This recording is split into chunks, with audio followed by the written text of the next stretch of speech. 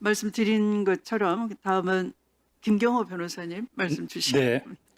조희대 대법원장이나 지기현 대법관이나 모두 헌법 65조 1항에 직무집행간에 헌법과 법률을 위반하면 탄핵의 대상입니다.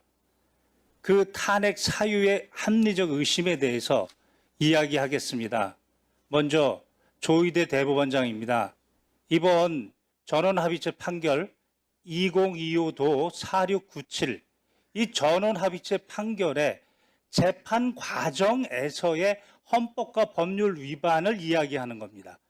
그 전원합의체 판결의 평이나 합의 내용, 어떤 대법관이 어떤 이야기를 했느냐 이것을 문제 삼는 것이 아닙니다. 이 사안에서 가장 중요한 것은 2025년 4월 22일 대법원 2부 소부에 배당은 됐습니다. 그렇지만 심리의 기회를 주지 않고 2시간 만에 전원합의체에 회부했습니다. 그리고 그날 심리했습니다. 1회 심리했습니다. 그리고 4월 24일 날 2회 심리하고 표결했습니다. 그리고 5월 1일 날 선고를 내렸습니다. 지금 문제를 삼는 것은 대법원에서 전원합의체 판결에 대해서 이미 종결된 이 판결 과정에 대해서 문제를 삼고자 하는 겁니다.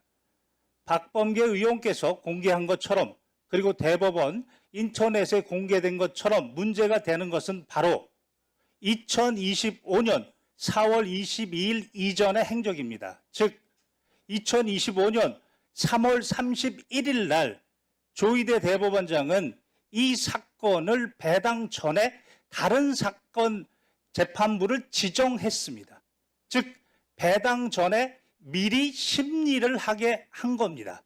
그리고 4월 22일 2부에 배당하기 전에 미리 전원합의체 심리 지정을 직권으로 했습니다. 이 두 부분에 대한 문제점을 말씀드리겠습니다. 먼저 대법원 2부에는 4월 22일 오전에 배당이 됐습니다. 배당이 되면 헌법 102조 1항에 따라 소부를 둘 수 있고 법원 조직법 7조 1항에는 3분의 2 이상의 대법관의 전원 합의체로 합니다. 그러나 단서에 3명 이상이 소부에 배당이 되면 먼저 심리한다고 했습니다. 먼저 심리한다는 것이 원칙입니다. 그러면 4월 22일 날 배당되기 전부터 3월 31일 날 누군가가 먼저 심리하고 있었습니다. 이것은 헌법이 보장하는 소부의 심판권을 침해했습니다. 그리고 소부는 먼저 심리를 하다가 4가지 사유, 다시 말해서 명령규칙이 헌법에 위반됐는지, 명령규칙이 법률에 위반됐는지, 지금 해당 대법원 판결을 변경해야 되는지, 아니면 소부에서 심리하는 게 부적당한지 이렇게 심리를 한 다음에 전원합의체에 회부하는 겁니다. 그런데 이런 절차도 없이 배당 전에 미리 4월 22일 당일 날 전원합의체 지정 이렇게 직권으로 심리를 지정하였습니다. 이 부분은 대법원의 내규, 즉 대법원 전원합의체 심리 절차에 관한 규정, 심리 절차에 관한 내규입니다. 2조에 따르면 전원합의체 사건을 지정하려면 최소 10일이 있어야 됩니다. 그것도 위반했습니다. 22일 날 배당 전에 심리하고 그리고 그날 심리를 한 겁니다. 그리고 그날 이틀 동안에 6만에서 7만 쪽의 기록을 보았다는 건지 보지 않았다는 건지 그 로그 기록에 대해서는 공개하고 있지 않습니다. 분명히 헌법 12조 1항의 적법 절차 위반에 문제가 생길 수 있습니다. 그리고 더 중요한 것은 전원합의체 판결이라고 했습니다. 2025도 4697. 그러나 판결이 변경된 게 아무것도 없습니다.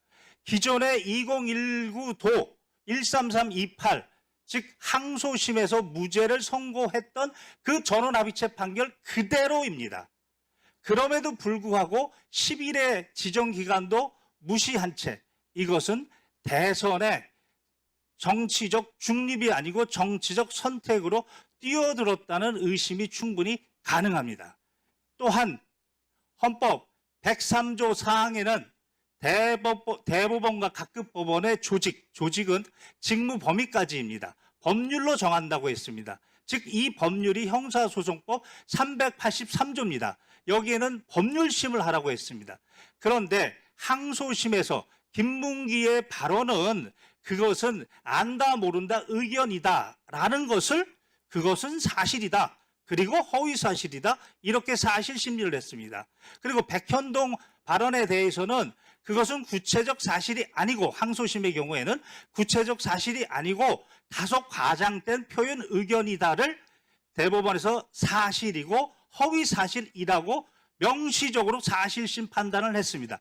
이것은 383조 4호에 사형, 무기 10년 이상의 선고가 아니면 절대로 사실심 심리를 할 수 없습니다. 이와 같이 구체적으로 조의대 대법원은 헌법과 법률의 위반의 사항이 구체적 사항이 있습니다. 그렇다면 헌법 61조 1항에 따라 국회는 국정감사나 조사를 할 수 있고 그때 증인으로 부를 수 있습니다.